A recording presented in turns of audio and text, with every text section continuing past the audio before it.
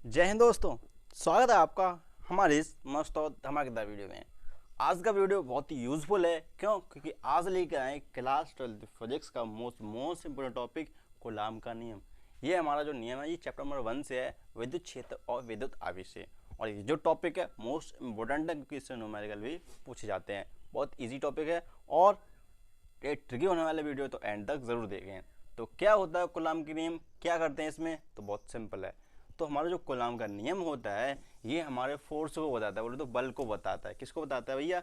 ये हमारा जो नियम है ना ये हमारे फोर्स को बताता है। फोर्स बोले तो बल। अब भैया जब हमारा चैप्टर ही विद्युत आवेश है, विद्युत है, विद्युत क्षेत्र है, तो भैया ये कौन सा बल होगा? हमारा सिंपल है, इलेक्ट्रिक फोर्स बताएगा। किसको बताएगा? विद्युत बल को। ठीक है, विद्युत बल को बताएगा, बोले तो इलेक्ट्रिक फोर्स को बताने वाला है। ठीक है भैया, तो ये चैप्टर जब हमारा विद्युत का है तो फिर भैया विद्युत बल को ही बताएगा, सिंपल है। तो ये विद्युत बल को कहाँ बताता है? हमारी चीज़ ये है, नोटिस ये। तो ये आवेश है हमारा, ठीक। हमारे दो आवेशों के बीच जो बल लगाता है, दो आवेश कैसा मतलब? जैसे हमारे पास दो आवेश, एक Q1 है, एक Q2 है। ठीक है, ये हमारे आवेश हैं। ठीक है, और इनकी बीच की दूरी मान लीजिए R दूरी पर रखे हुए हैं। किस दूरी पर रखे हुए हैं? R दूरी पर। ठीक भैया, हमारे दो आवेश हैं, एक Q1 है और एक Q2 है, और ये R दूरी पर रखे हुए हैं, सिंपल है। ठीक है, तो भैया जो इनके भी जो बल लगता है, हमारा इनके भी जो बल लगता है, वो जो बल लगता है उस बल को बताने का जो नियम है वो होता है हमारे कूलाम का नियम। हमारे कूलाम अंकल थे, उन्होंने बताया था। ठीक है भैया, अब हमारे आवेश की भी प्रकृति होती है। कैसे प्रकृति होती है भैया? या तो ये प्लस होगा या नेगेटिव होगा, दो ही टाइप के, एक तो धनात्मक होगा या ऋणात्मक होगा। ठीक है, तो अगर तो आपको तब बताएंगे जब हम इसका परिमाण बताएंगे कि कैसा चार्ज में। तो सब सिंपल जानते हैं कि अगर नेगेटिव नेगेटिव मतलब सेम चार्ज होंगे तो भैया उनमें रिपल्सन बोले तो प्रतिकर्षण होने वाला है। अगर एक ही जैसे आवेश हैं तो उन्हें प्रतिकर्षण का बल काम करता है। ठीक है भैया, विद्युत बल काम करे।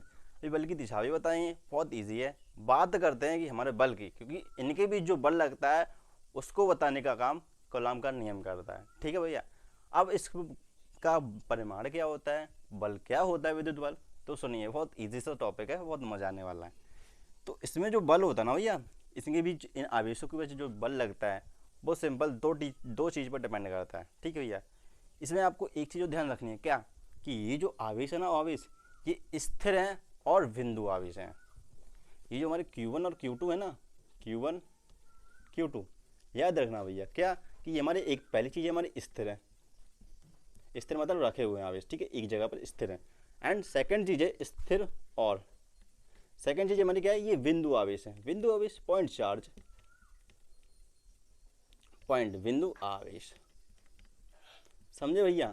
अब बिंदु आवेश किनको कहते हैं? ये जिनका जो साइज होता है ना, साइज वो बहुत कम होता है इनकी बीच की दूरी की। ये दूरी है ना ये वाली, इनका जो साइज है ये बहुत ही छोटा होता है। किसके बराबर? इनके मुकाबले, इनकी दूरी के बराबर। ठीक है, तो ये चीज़ होती है हमारे बिंदु आवेश का कंडीशन। और स्थिर होना चाहिए, मतलब चल नहीं हो, ना गतिमान हो ना तोड़े, तो एक जगह पर स्थिर हो। ठीक भैया, तो इनकी भी जो बल कार्य करता है वो बताने का काम कूलाम का नियम करता है। अब क्या होता है बल, सुनिए। तो ये जो बल होता है ना, इनके भी जो बल लगता है एफ, वो डायरेक्टली प्रोपोर्शनल होता है, और तो समानुपाती होता है। किसके? इन दोनों आवेश के परिमाण के गुणनफल के। भैया परिमाण पूछा है, परिमाण सिर्फ ओनली परिमाण। तो परिमाण क्या होगा हमारा? Q1 इनके गुणनफल के, Q1 Q2। ठीक है, सिंपल भैया।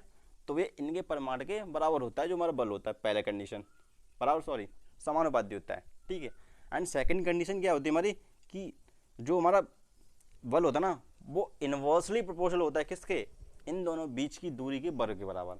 हमारे दो आवेश हैं जो R दूरी पर रखे हैं, जो R दूरी है, R ये R है ना, इसकी वर्ग के व्युत्क्रमानुपाती होता है। बोले तो इनवर्सली प्रोपोर्शनल होता है, बोले तो 1/r²। ये हमारी है सेकंड कंडीशन। ठीक है भैया, equation number 1 and equation number 2 से हम अगर लेना चाहें तो क्या होगा भैया?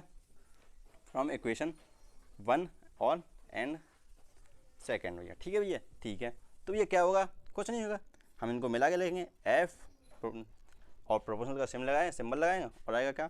Q1 Q2 upon R²। ठीक है, ये कंडीशन हमारी बनती है। ठीक है भैया, किसकी? जब हम इनको दोनों को मिला कर लिखते हैं। ठीक है, अब करना क्या है? कुछ नहीं करना, अब इसको ज़्यादा सॉल्व कर लेते हैं। अब जब ये प्रोपोर्शनलिटी का सिंबल हटेगा, बोले तो समानुपाती का जो चिन्ह हटेगा, तो हमारा एक कांस्टेंट आने वाला है। अब वो कांस्टेंट क्या होगा? वो आएगा हमारा कैसा? बराबर का सिंबल आया तो इसमें आया स्मॉल के, और ये हमारा कांस्टेंट है Q1 Q2 upon R square. ठीक है भैया, ये आ गया। अब ये जो चीज़ है ना K, ये मोस्ट इंपॉर्टेंट है। क्यों? क्योंकि इसकी वैल्यू ना मात्रक और माध्यम पर निर्भर करती है। ये कांस्टेंट है एक, वैसे हमारा फोर्स तो ये आ गया बट कांस्टेंट K है, लेकिन इसकी जो वैल्यू है ना वो मोस्ट इंपॉर्टेंट है। क्यों? क्योंकि इसकी वैल्यू मात्रक और माध्यम पर निर्भर करती है। इस पर यूनिट और या किस पर? यूनिट और मीडियम पर। हाँ ठीक है भैया, तो यूनिट और मीडियम पर निर्भर करती है, लेकिन करेगी कैसे? तो चलिए बताते हैं। इस साइड बहुत ज़रूरी है, बहुत इंपॉर्टेंट भी है। ठीक है भैया, तो ये चीज़ समझ में आ गई ना कि हमारे जो आवेश होने वाले हैं, जो Q1 Q2 है वो स्थिर हैं और बिंदु आवेश हैं। बिंदु आवेश किनको बोलते हैं? जिनका साइज नीच की दूरी के से बहुत ही कम होता है।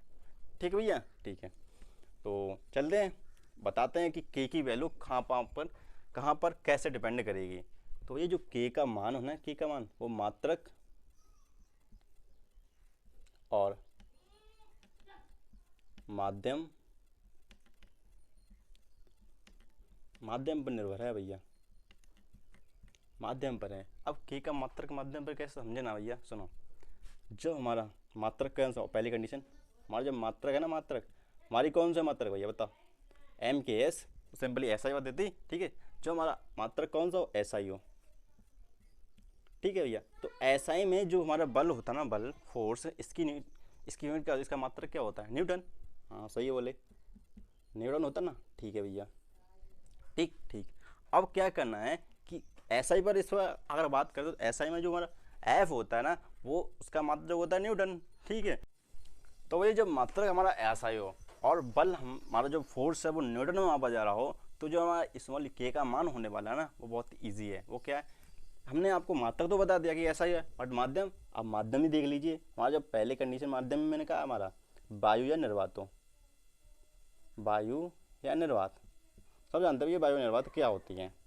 ठीक भैया, तो जो भैया माध्यम हमारा वायु और मात्रक हमारा ऐसा ही हो, तो फोर्स समझ न्यूटन में माप रहे हो, तो भैया जो स्मॉल K का जो मान होता है वो होता है 1/4 pi epsilon not K।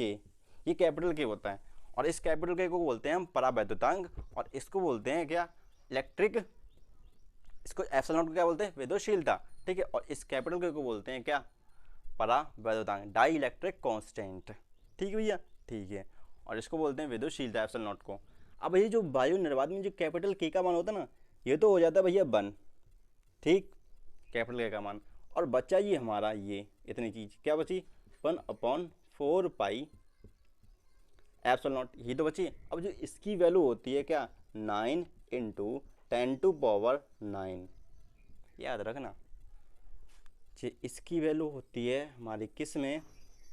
SI पद्धति हो, माध्यम हमारा वायु निर्वात हो, तो 1/4 पाई एप्सिलॉन नॉट K की वैल्यू हो जाती है, और इसकी वैल्यू 9 × 10⁹ होती है। ठीक भैया, ये हमारा जब इसमें वैल्यू रखेंगे तो सिंपल सा ये आने वाला है।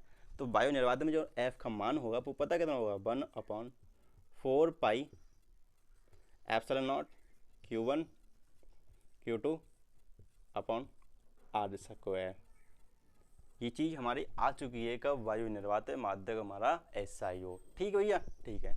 एंड देन अब हमारे चलते हैं सेकंड चीज़ पर। क्या पहली चीज़ हमने क्या बताई? वायु निर्वात। अब बता दें कोई माध्यम हो, कोई भी माध्यम, जैसे पानी है, पानी है, कोई धातु है भैया, कुछ भी कोई भी माध्यम है, तो ये जो माध्यम है हमारा क्या है? माध्यम में भैया कुछ भी हो सकता है, कोई भी परावैद्युत माध्यम हो सकता है। ठीक है भैया, जैसे पानी भी हो सकता है, ठीक, या कोई धातु भी हो सकती है, उसमें आवेश रखे हैं। ठीक है भैया, ठीक है। जब हमारा माध्यम हो तो ये स्मॉल K का मान क्या होगा भैया? स्मॉल K का मान तो सिंपल हो जाता है 1/4 पाई एप्सिलॉन। अब विद्युतशीलता हमारी वायु में नहीं है, अब किसी माध्यम में है, और एप्सिलॉन के साथ हमारा आ जाता है कैपिटल K, और कैपिटल K हमारा क्या है? परावैद्युतांक। जिस माध्यम में रखा हो उसका परावैद्युतांक। ठीक भैया, जिस माध्यम में रखा हो उसका परावैद्युतांक। जैसे हमारे धातुओं का जो कैपिटल K का मान होता है वो अनंत होता है। ठीक भैया, और वाटर के लिए हमारा जो W के लिए, मतलब K वाटर, W के लिए जो होता है इसका मान वो लगभग 81 होता है, लगभग 81। ठीक भैया, तो ये चीज़ होती है। तो जब इसकी वैल्यू जब माध्यम में रखेंगे तो हमारा जो F का मान होता है ना भैया, क्या आएगा? 1/4 पाई एप्सिलॉन, और आ जाएगा कैपिटल K, ये आएगा हमारा Q1 Q2 upon R square. ये चीज़ आती है हमारी किस में? SI माध्यम में। ठीक भैया। जो हमारा फोर्स की वैल्यू, जो हमारा मात्रक हो, बल का जो मात्रक हो हमारा न्यूटन हो, ऐसा ही माध्यम हो, और माध्यम हमारा वायु होगा, तो एफ की वैल्यू जो आएगी 1/4 Q1 Q2 R² आने वाली है। ठीक भैया। और ये चीज़ जब माध्यम में होगी तो इस कैपिटल के स्मॉल के का मान आएगा 1/4 K कैपिटल के, और K हमारा क्या है यहाँ पर डाइलेक्ट्रिक कांस्टेंट, वो तो परावैद्युतांक है, और K इन्फिनिटी हो जाता है किसके लिए, धातु के लिए, याद रखना।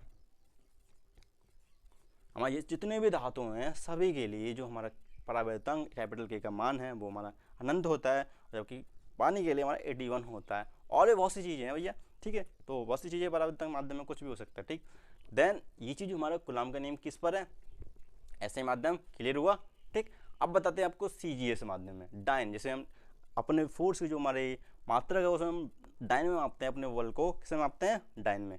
तो देखते हैं डाइन में हमारा क्या होने वाला है, तो ज़रा इसको रब कर दें, ठीक है भैया, फिर चलते हैं उस पर भी, ठीक। तो वैसे हमारा SI मात्रक कंप्लीट होते हुए अब बताते हैं आपको CGS मात्रक में, ठीक है। ये SI मात्रक और वायु और माध्यम दोनों में क्लियर हुआ। अब बताते हैं आपको कहाँ पर, CGS मात्रक में। हमारा मात्रक कौन सा हो, CGS का हो, ठीक भैया।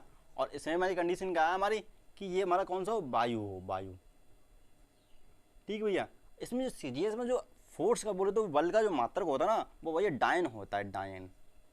अब डायन कोई अपनी वैसे को नहीं बोलना भैया, ठीक भैया, अपनी की शैली को नहीं बोलना, ये डायन होता है भैया। क्या, तो बल का जो मात्रक इसमें होता है वो डायन होता है CGS में। अब हमारी कंडीशन क्या है भाई, वायु है, तो वायु है, हाँ। तो भैया जो स्मॉल कैपिटल के का मान हो ना, वो तो सिंपली हमारा 1 होने वाला वायु में, ठीक भैया, ठीक है।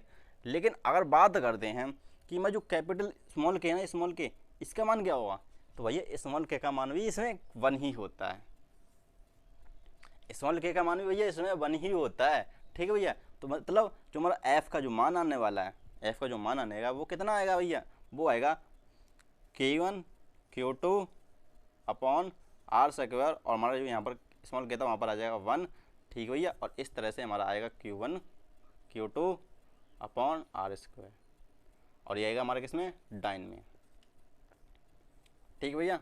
ये कंडीशन हमारी फुल्ली सेटिस्फाइड होते हुए, ठीक भैया। एंड देन हमारी जब सेकंड कंडीशन क्या है हमारी, हमारा माध्यम हो, कोई भी माध्यम हो भैया, कोई भी माध्यम, हीरा वगैरह कुछ भी हो, अपन डायमंड कुछ भी रख लीजिए, पानी रख लीजिए, ठीक है। तो ये स्मॉल के का जो मान होता है ना, स्मॉल के का मान वो हो जाता है 1/कैपिटल के, याद रखना। ये स्मॉल के का मान जो होता है वो 1/कैपिटल के हो जाता है, ठीक है। और कैपिटल क्या क्या होता है भैया, ये होता है परावैद्युतांक, किसी जिस माध्यम में रखा है उसका परावैद्युतांक, ठीक भैया। जैसे हमारा धातुओं के लिए क्या अनंत होता है, और पानी के लिए 81 होता है लगभग, और बहुत सी चीज़ें भी हैं, ठीक है भैया। तो इन चीज़ों के लिए होता है। तो अब क्या होता है कि हमारा बल का वैसे फॉर्मूला क्या बना था, वैसे बताया था ना अभी थोड़ी देर पहले, तो वो केस में आएगा। तो यहाँ पर होता है हमारा क्या, स्मॉल के Q1 Q2 अपॉन R², ये हमने डाइवेट किया था ना, हाँ ये किया तो था। लेकिन अब इस स्मॉल के में अगर ये मान रखेंगे तो क्या आएगा भैया, आएगा 1/कैपिटल के Q1 Q2 अपॉन R²। ये हमारा माध्यम में आता हुआ फॉर्मूला, और ये आएगा हमारा डाइन में। तो इसमें ये जो फोर्स होता है हमारा डाइन में मापा जाता है, और इसमें जो फोर्स होता है वो न्यूटन में मापा जाता है। ऐसा ही मात्रक होता है, माध्यम हमारा वायु है, माध्यम हमारा इसमें माध्यम है कोई भी, ठीक है, कोई भी मीडियम है, और इसमें हमारा वायु में तो कैपिटल का मान सिंपल है भैया 1 हो जाता है, परावैद्युतांक तो एक ही होता है भैया, ठीक है। वैसे जो मोस्ट इंपोर्टेंट टॉपिक है, मोस्ट इंपोर्टेंट चीज़ क्या बताते हैं आपको, ये जो एप्सिलॉन नॉट है ना, एप्सिलॉन नॉट, ये चीज़ है ना, इसका मात्रक भी पूछ लिया जाता है, ठीक है भैया। तो पहले इसको रब कर लें, आप स्क्रीनशॉट ले लीजिए, और नहीं तो हम इसको रब कर रहे हैं, फिर बताते हैं आपको एक ऐसा पॉइंट जो बहुत ही ज़्यादा इंपॉर्टेंट है, ठीक है भैया। देख लिया, कर लिया, चलिए हटाते हैं अब इसको फ्रीली, और फिर बताते हैं ऐसी बहुत ही मज़ेदार वाली चीज़ें जो वैसे आपको पता तो होगी, लगभग तो पता होगी, ठीक है भैया, ठीक है। तो ये जो आप एक बार बताओ, जो समान चार्ज होते हैं, एक जैसे चार्ज होते हैं, उनमें कौन सा बल लगेगा, ऐसे जैसे हमारा आवेश हमारे कौन से सेम चार्ज हैं, सेम चार्ज है, जैसे हमारे पॉजिटिव हैं, ठीक है। जब इनके बीच जो बल कौन सा का लगेगा, तो ये इनमें प्रतिकर्षण का बल लगेगा, प्रतिकर्षण, हाँ भैया सेम है, तो भैया दूर भागेंगे, एक दूसरे से दूर भागेंगे, तो भैया सेम चार्ज में क्या होता है भैया, जो बल लगता है ना वो दूर की ओर जाता है, ठीक भैया। सेम में क्या होता है, रिपल्शन होता है। अगर हमारे पास अनलाइक चार्ज हो, मतलब डिफरेंट चार्ज हो, जैसे हमारे एक प्लस का है एक माइनस का है, एक प्लस का एक माइनस का, तो भैया इसमें क्या होता है भैया, डिफरेंट चार्जेस हैं हमारे। तो इसमें होता है क्या भैया, इसमें अट्रैक्शन होता है, तो भैया एक दूसरे के पास आएंगे भैया, एक तरीका बाबू सोना की तरह होता है भैया, ठीक है भैया। अगर बॉयज़ बॉयज़ को पास लाएंगे तो भैया इतना ये बहुत ही रिपल्स कर सकते हैं, जरूरी नहीं है लेकिन रिपल्स करते हैं, लेकिन ये चीज़ रिपल्स करते हैं, ठीक है। बॉयज़ जरूरी नहीं है, लेकिन अगर पॉजिटिव नेगेटिव, भैया पॉजिटिव हमेशा नेगेटिव है वो भागता है, बस बहुत सी चीज़ें भैया, ठीक है। तो ये चीज़ होती है क्या, अगर सेम चार्ज है तो भैया इसमें रिपल्सन प्रतिकर्षण होता है, और डिसलाइक चार्जेस हैं तो भैया उनमें अट्रैक्शन होने वाला है। अब बात करते हैं एप्सिलॉन नॉट का मात्रक क्या होने वाला है, वो पूछा जाता है भैया मात्रक, इसका मात्रक पूछा जाता है एप्सिलॉन नॉट। अब ये मात्रक हमारा किसमें एप्सिलॉन नॉट कहाँ पर लगता है भैया, ये जो एप्सिलॉन नॉट लगता है वो मैं ऐसा ही मात्रक में लगता है, और इसका जो ऐसा ही मात्रक में लगता है और वायु में वो, ठीक है भैया। तो जैसे इसको फॉर्मूला देख तो लो भैया, 1/4 pi epsilon not Q1 Q2 upon R square, ये होता है हमारा किसमें फॉर्मूला, वायु में, ठीक है। कॉलम लो, बात कर दे इसके मात्रक की, तो भैया सबके मात्रक लिख लो। एफ बोले तो इसमें न्यूटन को मापते हैं, ठीक है भैया, ये तो हमारा कांस्टेंट हो जाएगा, ठीक है। तो इसमें सिंपली 4 पाई, इसको मतलब ही नहीं कि कुछ भी एप्सिलॉन नॉट का चाहिए।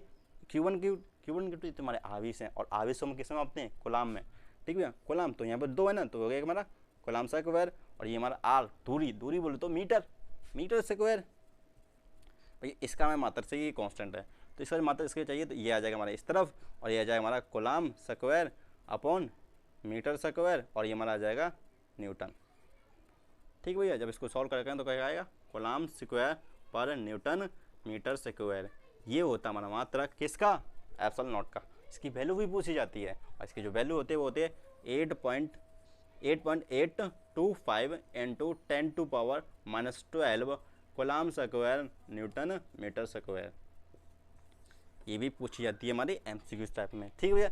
ये चीज़ थी कूलाम का नियम कंप्लीट होते हुआ, जो भी ठीक है। तो वीडियो कैसे लगी बताना ज़रूर कमेंट सेक्शन में, ठीक है। तो चलिए चलते हैं, कमेंट सेक्शन में जरूर लिखना, जो भी सीखा हो, जो भी कुछ नया मिला हो ना, तो कमेंट सेक्शन में बताना ज़रूर। तो चलिए चलते हैं।